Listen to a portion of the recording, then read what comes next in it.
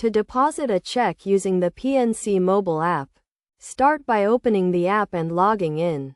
Once logged in, locate the mobile deposit option, which is typically found in the main menu or under a section labeled Deposit or Deposit a Check. Select the PNC account where you want to deposit the check.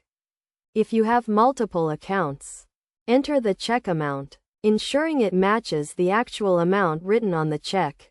Follow the on-screen instructions to capture images of the front and back of the check using your device's camera, positioning the check within the provided guidelines for accurate capture.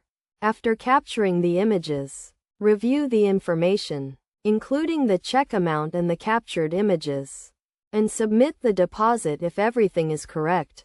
You should then receive a confirmation message indicating that the deposit was successful.